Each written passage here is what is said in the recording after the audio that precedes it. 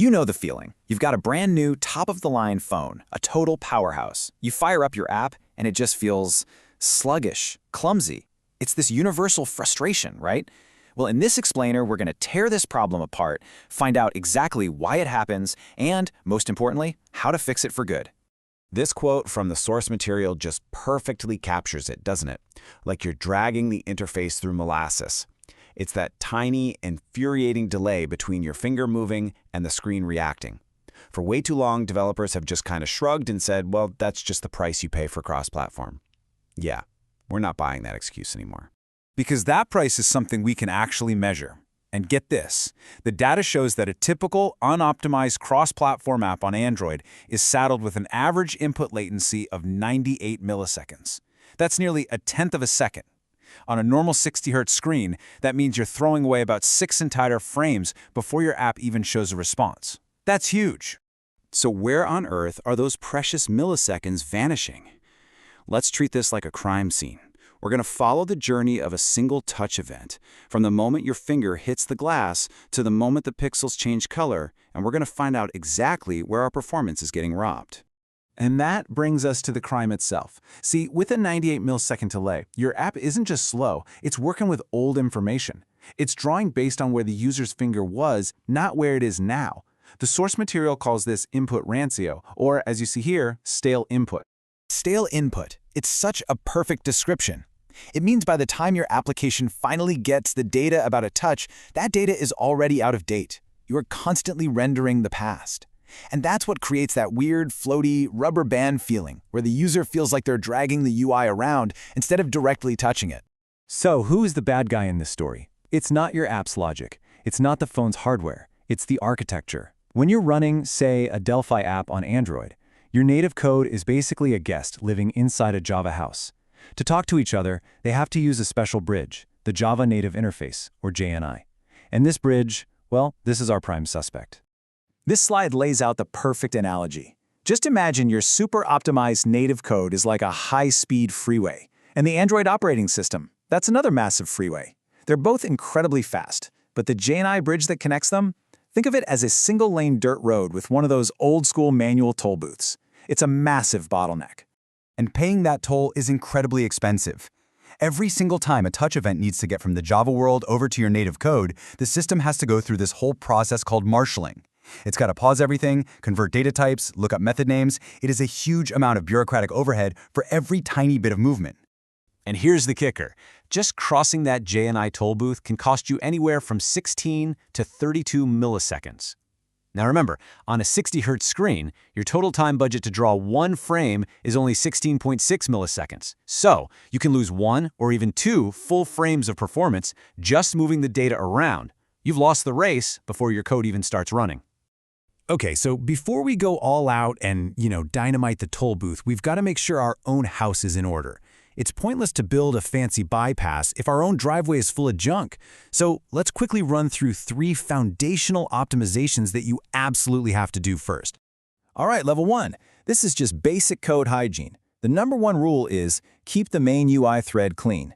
Don't do heavy lifting like database calls on it. Use something like tthread.forceQ to push that work onto a background thread. Think of it like a restaurant manager who stays out front greeting guests instead of trying to cook every dish. And then, level 2, turn on the Skia GPU engine. Seriously, this is often a massive performance boost for writing a single line of code. It just tells the phone, hey, let the graphics card handle all the drawing. And boom, your frame rate can jump by 30 to 50%. Level 3 is where we get smart and start talking directly to the hardware. A lot of new phones have these beautiful 120 Hz screens. That cuts the time between screen refreshes in half, from 16.6 milliseconds down to just 8.3.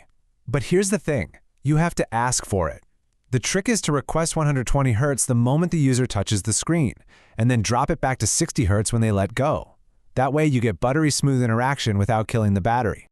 Okay, so we've cleaned up our code, we're leveraging the GPU, we're running at a high refresh rate, the app feels way better, but that JNI toll booth is still there, stealing a frame from every single touch. It's time for the ultimate solution.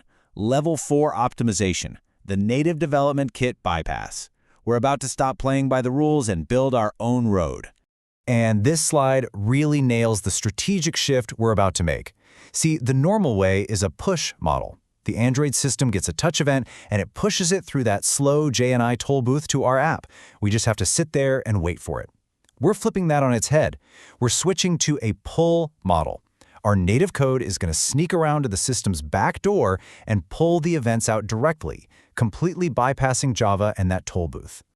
So how do we actually pull this off? Well, as this slide shows, it's basically a three-step heist. First, you have to teach your Pascal code to speak low-level C by declaring the native headers. Second, when your app starts up, you intercept a direct pointer to the native input queue. This is like getting the keys to the system's back door. And finally, you run your own little native loop that constantly checks that queue for new events, grabbing them the instant they appear. Now, I know what you're thinking. That sounds incredibly complicated, and one wrong move with memory pointers could crash your whole app. And you're right, it is. But here's the amazing part. You don't have to figure this out from scratch. The developer community has already built incredible libraries like Elsinore and Castries that wrap up all this messy NDK logic for you, making it way easier to implement. So, after all that, the big question is, does this nuclear option actually work? Well, the case study data, which was measured with high-speed cameras, is just undeniable. It's not just a little improvement, it is a total game changer. Just look at this chart. We started with that horrible 98 millisecond average. Okay, turning on Skia and asking for 120 Hz got us down to a pretty decent 44 milliseconds. That's a big improvement. But then, look what happens when we implement the NDK bypass. The latency absolutely plummets to an average of just 32 milliseconds. That is a 67% drop in total input latency from where we started. Now, to put that into perspective, a raw native C++ app on Android usually clocks in somewhere between 18 and 35 milliseconds. We've done it. We've effectively matched raw native performance. The cross-platform penalty has been completely eliminated.